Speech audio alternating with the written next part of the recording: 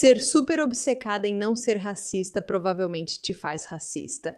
Porque se você realmente não visse racismo, se você não se importasse com cores, você não precisaria provar o tempo todo o quanto você não vê cores. E tudo o que está acontecendo com essa questão do racismo no momento está criando mais racismo, porque a nossa obsessão com essas vidas importam, ou aquelas vidas importam, faz com que a gente pare de se importar com outras vidas em prol dessa vida. Tudo virou uma grande confusão, especialmente após os acontecimentos no Reino Unido com Henry Novak. Graças a Deus temos Konstantin Kisin do Trigonometry para ajudar a entender o caso. Se não acompanham o conteúdo dele, o que estão esperando?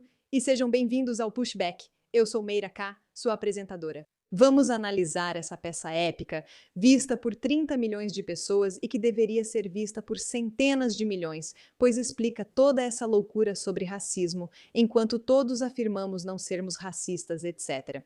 Então não se esqueça de se inscrever, clicar no botão de curtir, compartilhar com um amigo, porque estamos reagindo e já tivemos o suficiente, e estamos tentando entender do que realmente já tivemos o suficiente. Henry Novak, como o antirracismo gerou racismo. Pom para pom. Volte 6 anos. É verão de 2020 e a Grã-Bretanha vive o que um comentarista descreve, ofegante, como um acerto de contas. O assassinato de George Floyd por um policial em Minneapolis levou centenas de milhares de britânicos às ruas, resultando na derrubada de estátuas e declarações de corporações. Policiais britânicos em cidades britânicas, policiando cidadãos britânicos, ajoelharam-se diante dos manifestantes. A mensagem repetida por políticos, jornalistas e instituições era clara: o racismo mata e faremos de tudo para evitar que volte a acontecer. Desculpe, acabamos de sofrer um ataque racial de algumas pessoas. Aliás, sim, o racismo é algo ruim. Se importar tanto com alguém por causa da cor da pele ou de onde a pessoa vem, não é algo bom. Devíamos aceitar que há pessoas diferentes e, sinceramente, isso não importa. Mas essa obsessão com vidas negras importam, negro, negro, negro, negro, negro, só faz com que todos nós vejamos negro, negro, negro, negro, negro em todo lugar, ou que a vida de qualquer pessoa importa. Esse tipo de movimento tem muitos problemas. Agora, o que ele vai mostrar aqui é a gravação do assassino de Henry Novak. Pessoa branca. O que ele disse? A polícia precisa de uma comissão de investigação? Instituições de todos os tipos foram claras: o racismo mata e faremos o necessário para impedir que isso se repita. Desculpe, sofremos um ataque racial de um homem branco. Ele foi abusivo racialmente? A polícia precisa de um relatório. Sim, foi. Quer falar com meu irmão? Depois ele me deu um soco e empurrou meu turbante.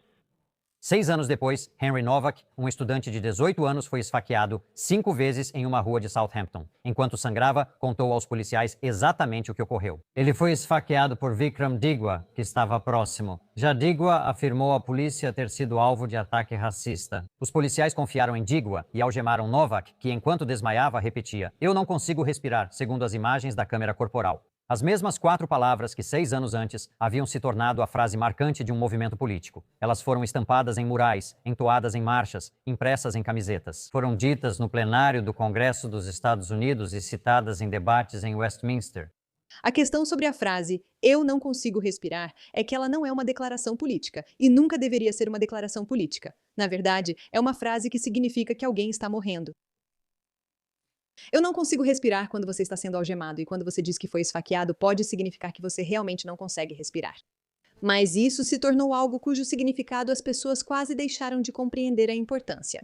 Quando policiais britânicos se ajoelharam nas ruas de Londres, foi por essas palavras. As últimas palavras de Henry Novak, gravadas pela câmera corporal e divulgadas pela polícia de Hampshire numa madrugada de terça-feira, no meio da noite, quando o menor número de pessoas veria isso, foram as mesmas.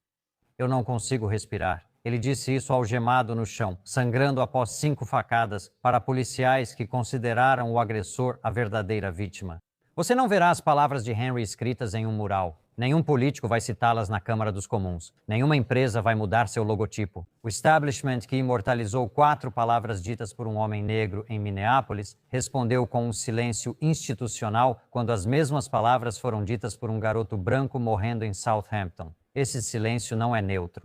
É uma declaração. Ela mostra exatamente o sofrimento de quem o sistema decidiu que importa e de quem não importa. E isso não foi feito pelos velhos racistas, nem por skinheads e arruaceiros, mas sim pelas pessoas que passaram 6 anos dizendo que tinham acabado com isso. Digwa foi condenado por assassinato e recebeu prisão perpétua na semana passada. A polícia de Hampshire pediu desculpas publicamente e o IOPC iniciou a investigação. E um país que passou a maior parte de uma década sendo repreendido sobre o mal único e imperdoável do racismo foi deixado para refletir sobre o que seu antirracismo realmente produziu. E essa é uma reflexão desconfortável com a qual as pessoas precisam lidar, porque não vai ser simplesmente uma resposta de não, não, não, não, não, não. Nós nos importamos com todas as vidas. Não, claramente algo no Black Lives Matter e nesse movimento, claramente algo aqui fez com que a vida de outras pessoas passasse a importar menos. Ao tentar resolver isso, você foi ao extremo e ainda não achou o equilíbrio. Me diga que parou de tomar suplementos de cálcio, certo? Você sabe que isso provavelmente não te ajuda, ainda mais se falta colágeno no seu organismo. Colágeno? Você deve estar se perguntando? Sim. Sim, eu também fiquei surpresa porque eu também estava na sua situação e não percebi que depois dos 30 nossos corpos começam a produzir cada vez menos colágeno, de 1 a 2% a menos por ano. Tive problemas nas articulações por anos, testei vários suplementos até encontrar o Native Path Grass-Fed Collagen que mudou tudo. Esse é o segredo para manter pele firme, ossos fortes e articulações saudáveis. E não é ruim, pois se dissolve totalmente na água ou café. Milhares de usuárias relataram o mesmo que eu: pele e sono melhores, menos dor. Melhore sua vida e apoie o programa, pois esperava que a Native Path virasse patrocinadora com nossa oferta especial de pacote e frete grátis. Então acesse getnativepath.com/meira, isso é getnativepath.com/meira. Experimente sem riscos com uma garantia de devolução do dinheiro de 365 dias. A resposta, se você estiver disposto a encarar honestamente, é esta. Uma nova forma de racismo, né? Um racismo burocrático, um racismo realmente institucionalizado. Um racismo tão revestido pela linguagem do progresso e inclusão que quem o pratica realmente acha estar do lado certo da história. Essa afirmação é tão importante que você pode não ter notado devido à eloquência dele. Esse racismo institucional real foi lavado em uma linguagem que soa muito progressista, e é isso que estamos vendo em todos os setores. Se você pega uma questão complicada e muda sua apresentação, fazendo-a soar diferente, as pessoas acabam caindo nisso. Neste momento, no Reino Unido, o racismo institucional é, na verdade, direcionado aos brancos. Simples assim. Como você descreveria um sistema onde a palavra de um adolescente morrendo vale menos que a de seus assassinos por causa da cor da pele? Para entender como chegamos aqui, é preciso saber o impacto do ajuste de contas pós-Floyd nas instituições britânicas, especialmente na polícia. A resposta à morte de Floyd não foi apenas emocional, foi ideológica e foi sistemática. As forças policiais de todo o país passaram por treinamentos obrigatórios de diversidade e antirracismo. O princípio nos escritórios, explícito ou implícito, era que acusações de racismo devem ser tratadas com máxima seriedade. O fracasso histórico das instituições em acreditar nas vítimas de racismo das minorias era o pecado original e precisava ser reparado. O racismo é... Para deixar claro, já existiu racismo, e muito. E isso foi um pecado, e isso era problemático. E isso é algo que, com o tempo, espero que tenhamos aceitado que mudou. Mas o que acontece quando você pega algo que aconteceu há muito tempo e fica obcecada por isso como se fosse prova do que está acontecendo agora?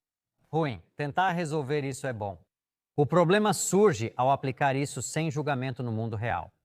Você treina os oficiais para dar tanto peso a uma alegação de racismo que isso sobrepõe as evidências diante dos olhos deles. Você produz exatamente o resultado que vimos em Southampton. Um homem sangra até a morte na calçada, implora por ajuda e ouve dos oficiais responsáveis por salvá-lo que não acham que ele foi esfaqueado. O que é particularmente marcante nesse caso é a forma como ele reflete quase exatamente a injustiça que o movimento supostamente foi criado para evitar. George Floyd morreu dizendo, "Não consigo respirar", enquanto um policial se ajoelhava em seu pescoço. Henry Novak morreu dizendo, "Não consigo respirar", enquanto policiais o algemavam ajoelhados em suas costas. O establishment britânico, que lamentou Floyd, permanece silencioso sobre Novak. Os políticos que marcharam pelas ruas de Londres em 2020 não correram para as câmeras. As corporações que mudaram seus logotipos e financiaram iniciativas de diversidade não emitiram declarações. Isso não é um acidente, nem mesmo uma surpresa. É a consequência lógica de uma ideologia que, na verdade, não se opõe ao racismo. Ela simplesmente redefine quem pode ser alvo. Eu quero dizer, ela não se opõe ao racismo. Ela só muda os alvos, porque quando você tem uma vítima, então você pode ser a heroína. Quero ser preciso porque isso importa. Não afirmo que os policiais daquela noite sejam pessoas más ou que quiseram deixar Henry morrer. Na verdade, penso o contrário. Eles seguiam o espírito do treinamento e da cultura criada ao redor, de boa fé, por anos. O problema não são as pessoas, mas o sistema que as formou. O sistema que ensinou a eles, na prática, que uma acusação de racismo é uma carta na manga que se sobrepõe ao procedimento investigativo normal, ao bom senso médico comum e ao julgamento humano normal. Esse sistema foi criado com boas intenções por pessoas que desejavam combater injustiças. E isso criou uma cultura policial onde um assassino pode esfaquear um adolescente 5 vezes, alegar racismo e ver policiais algemando a vítima que sangra na rua. Eles não admitem o que causaram. Eles vão dizer que isso foi uma falha isolada de alguns policiais, não um problema sistêmico. Eles vão dizer que trazer esse caso à tona é, em si, uma forma de racismo, uma tentativa de minar os esforços legítimos contra o racismo ao focar em casos extremos. Aliás, eles já dizem isso. Vão dizer, como sempre dizem, que o verdadeiro problema é que não fomos longe o suficiente. Mas esse jogo acabou.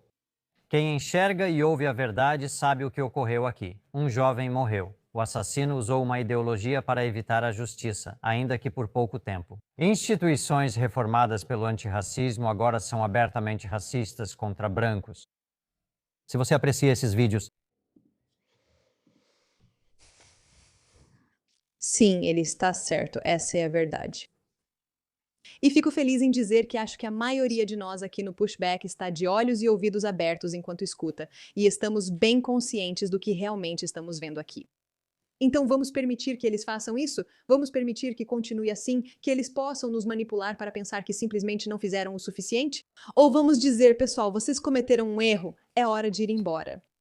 Obrigada pela atenção, NASA. Lembrem-se, a verdade sempre prevalece e Deus é grandioso. Tenham um ótimo dia.